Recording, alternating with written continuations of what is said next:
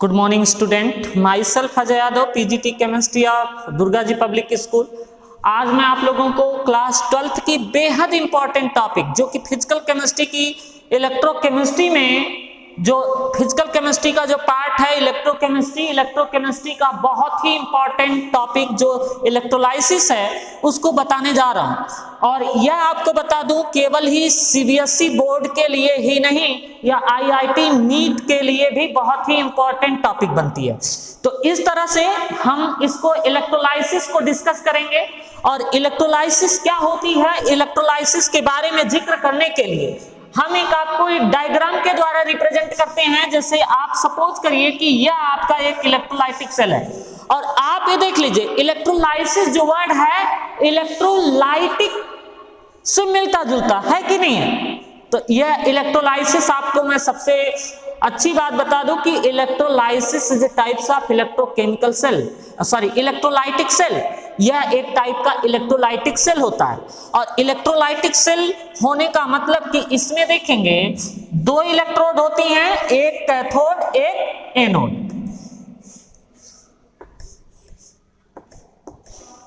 देखिए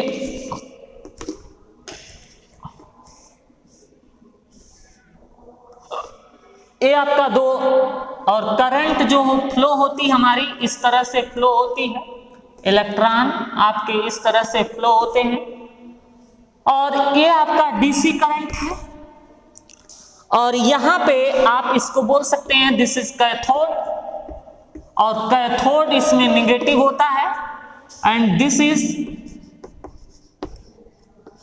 एनोड, और एनोड इसमें पॉजिटिव होता है।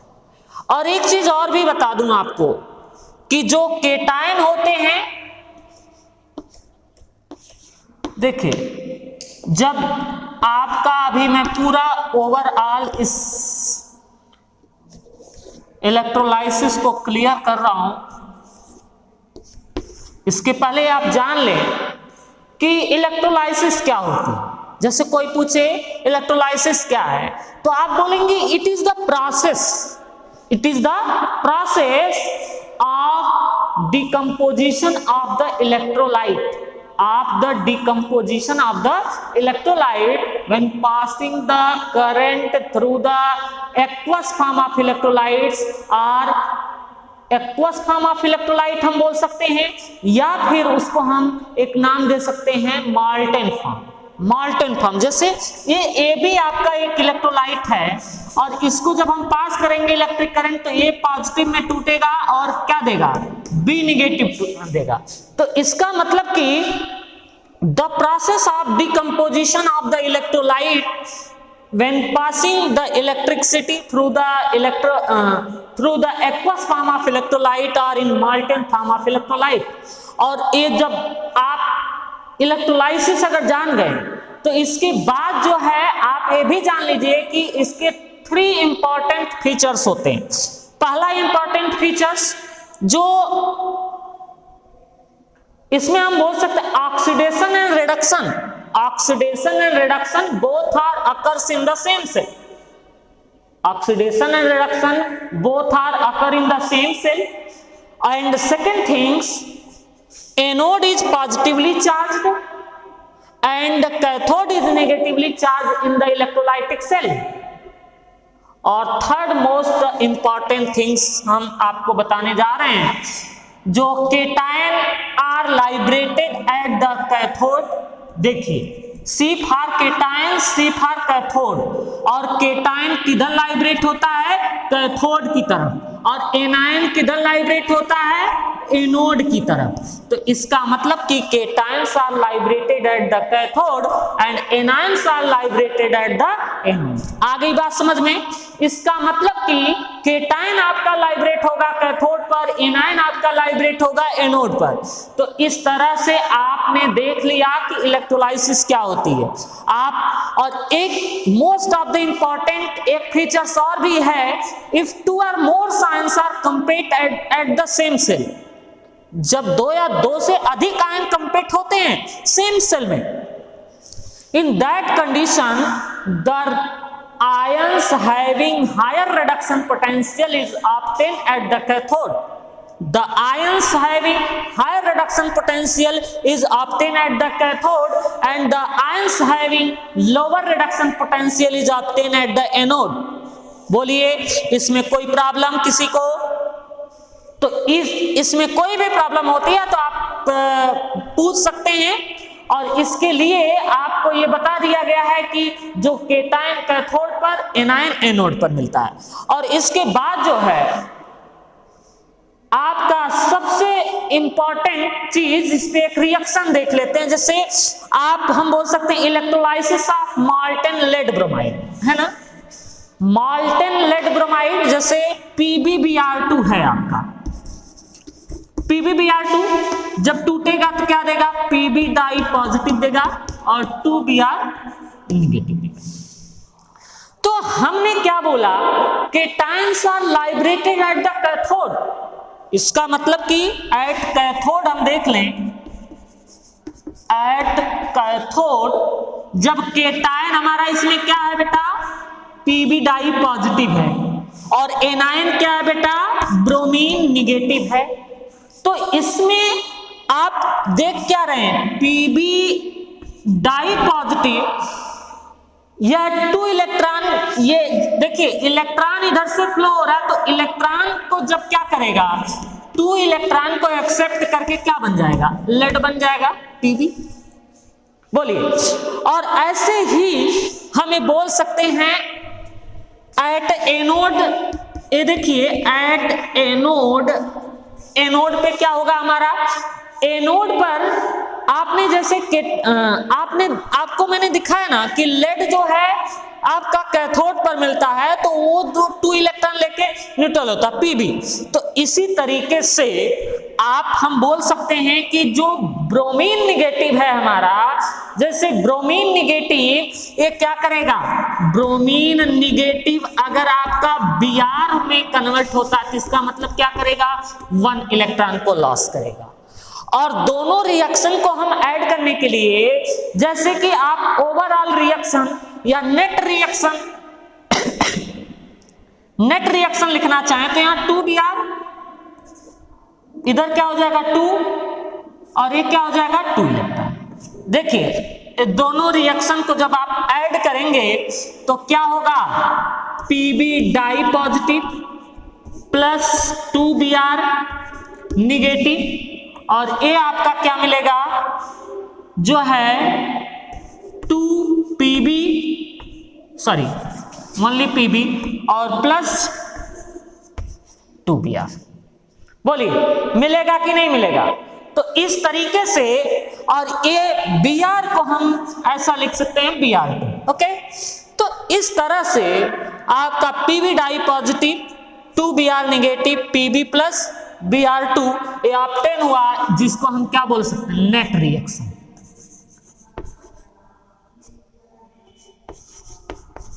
ओके, नेट रिएक्शन मिल गया।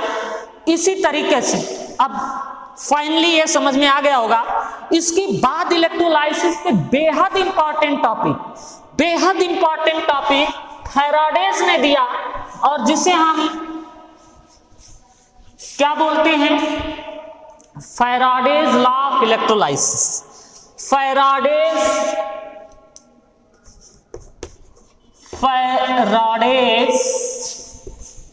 Law of electrolysis. देखिए बेटा, जो फैराडेज लॉ ऑफ इलेक्ट्रोलाइसिस है, this is the most important topic, और इस पे तमाम क्वेश्चन आते हैं। तो इसके लिए आप जान लीजिए फैराडेज ने 2 लॉ दिया। फैराडे ने 2 लॉ दिए, जिसको हम फैराडेज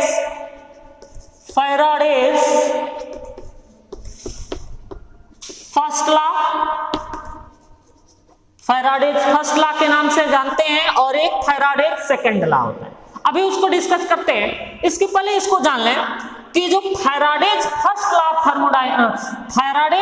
ऑफ इलेक्ट्रोलाइसिस है, इसको हम इसको बोलते हैं कि the amounts of the substance liberated at the electrode is directly proportional to the amount of the charge.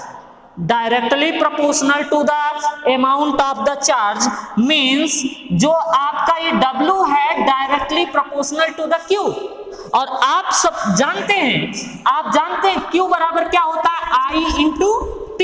आप बचपन से पढ़ते आए हैं बेटा, देखिए बचपन से पढ़ते क्या आए, I बराबर क्या, Q अपान T एम्पियर। देखिए आई आपका क्या होता है, इलेक्ट्रिक करंट बराबर क्या होता है, amount of charge upon time, पढ़े हैं ना। तो ऐसे ही हमने क्या बताया कि W is directly proportional to the Q means the amount of the substance is liberated at the electrode is directly proportional to the amount of the charge, amount of the charge। इसका मतलब कि ये क्या मिलेगा, देखें this imply that W बराबर मिलेगा Z into Q, और Z को हम कहते हैं electrochemical equivalent constant. Electrochemical equivalent constant Z बराबर आपका क्या होता है, इलेक्ट्रोकेमिकल इक्विवेलेंट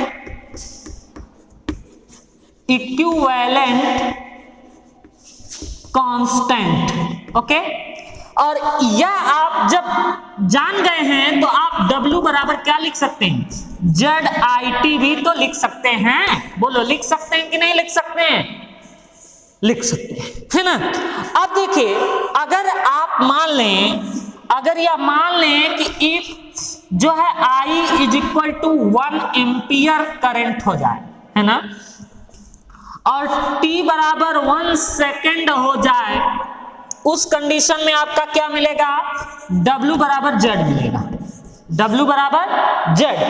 तो इस यहां पे आप देखिए कैसे कितना सिंपली डिफाइन कर सकते हैं, when the 1 ampere current is applied in the electrolyte or passed in the electrolyte in 1 second, then the amount of the substance is liberated and the electrode is known as electrochemical equivalent constant।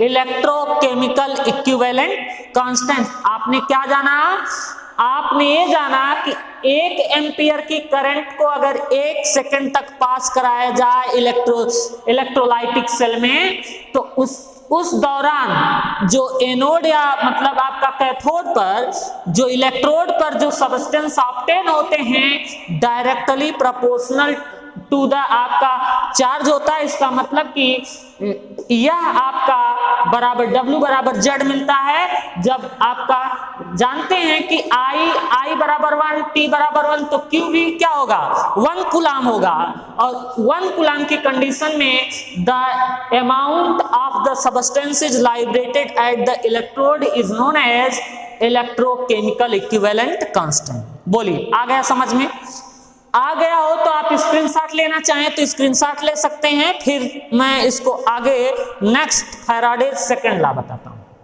देख लें।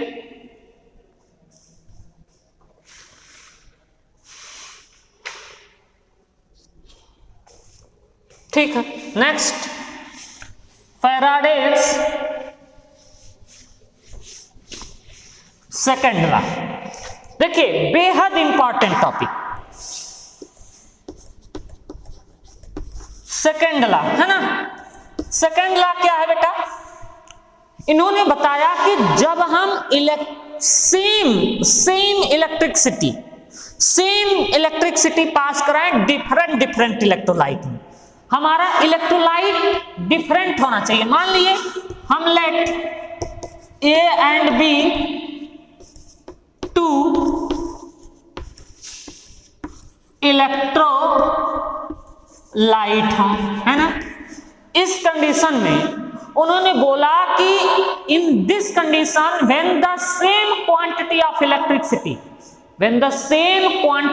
Electricity is passed through the different electrolyte, in that condition the amount of the substance is liberated on the electrode is directly proportional to their equivalent weight, their equivalent weight, इसका मतलब कि मिलता क्या है आपका W1 अपान, आप यहां पे ऐसे भी लिख सकते हैं मास